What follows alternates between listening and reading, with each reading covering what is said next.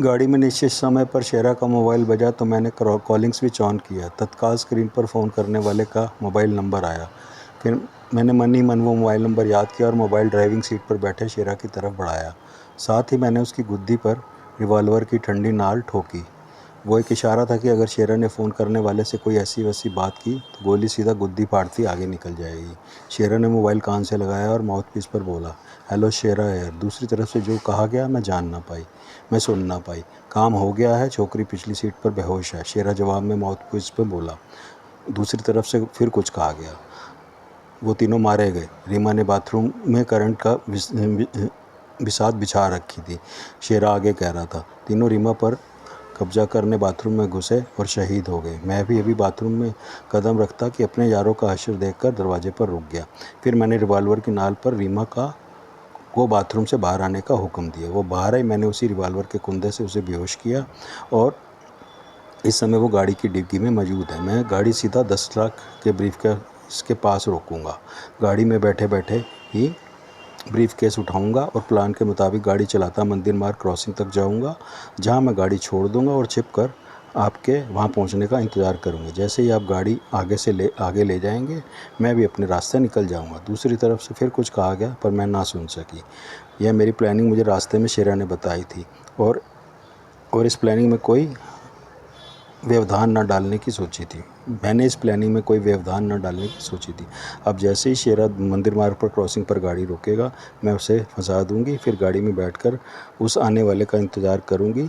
जैसे ही वो आएगा, मैं उसे घर दबोचूंगी।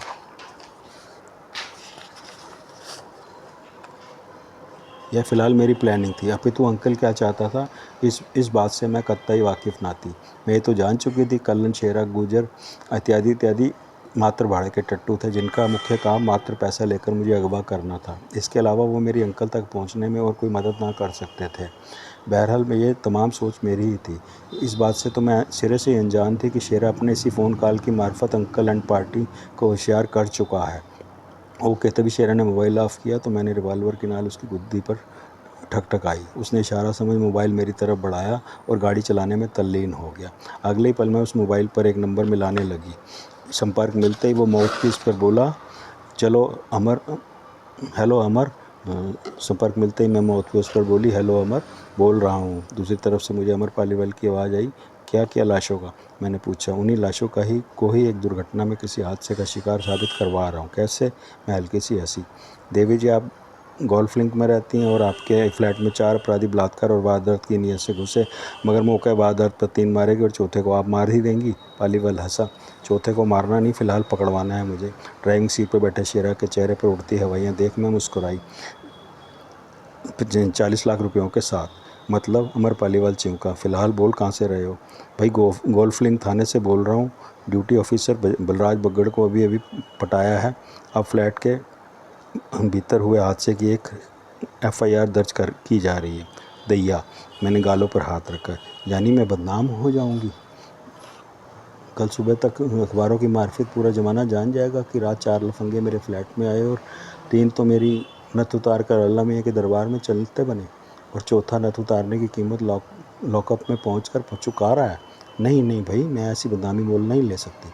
मैडम मैडम, हौसला रखिए। अमर पालीवाल मुझे समझाने के अंदाज में फटाफट बोला। हमने एक FIR में ना तो आपका अपॉइंटमेंट नंबर दर्ज कराया और ना ही आपका असली नाम लिखवाया। यूँ समझिए सब कुछ खानापूर्ति के लिए फर्जी तौर पर ही किया जा रहा है। आप निश्चित रहिए। खाविंद को क्यों, ये कहिए, खाविंद को क्यों याद किया? कमीने, खाविंद नहीं, खादिम बोल। मैं भुनभुनाई। खाविद खसम को कहते हैं और खादिम नौकर को। तो मैं कोई कम हूँ खाविंद से? खादिम, मैं पुरजोर उसका शब्द सुधारती बोली। हाँ भाई हाँ, कहना तो खादिम ही चाहता हूँ, पर मुंह से हर बार खाविंद ही निकल जाता है। वो क्या है ना मैडम, मुझसे खादिम बोला नहीं जाता, बीच में अटक जाता हूँ। हे भगवान, कमबख्त अच्छा वाला बोल रहा है और कहता है अटक जाता हूँ। खैर सुनो, तत्काल मैं मुद्दे पर आई। तत्काल बलराज बग्गड़ फोर्स को लेकर मंदिर मार्ग क्रॉसिंग पर पहुंचो। वहाँ तुम्हें शेरा नाम का चौथा अपराधी इंतजार करता मिलेगा। उसे गिरफ्तार करो और फर्जी तौर पर कोई नई FIR और बनाओ। ओके, पर आप कहाँ से बोल रही हैं? मुझे अंकल और कतियाल की टोह लेनी है। मैं उस समय मिंटो रोड पर हूँ, खुद बर खुद लौट आऊँगी। मैना कहाँ है? यहीं पास ही। उसी कोई की वजह से इंस्पेक्टर बलराज बगड़ पटे हैं, वरना तो काबू ही नहीं करने दे रहे थे लठ अपना, समझी। फिर मुझे दूसरी तरफ से थाने में गूंजती हंसी सुनाई दी। मैं रिवॉल्वर शेरा की कनपट्टी पर टिकाए उसकी प्रत्येक हरकत पर निगाह रखे बतिया रही थी। उसके चेहरे पर एक रंग आ रहा था, एक रंग जा रहा था। वो कोई भी गैर वाजिब हरकत कर सकता था। हेलो, मैना हेयर। दूसरी तरफ से मुझे मैना की खिलखिलाती आवाज़ सुनाई दी। तुम एक मोबाइल नंबर नोट करो, ये किसी अंकल या कत्याल का है। फ़ौरन एयरटेल एक्सचेंज में पता लगाओ कि यह किसके नाम इशू हुआ है। ऐसा एक नंबर मैंने चीफ को भी दिया है, समझो।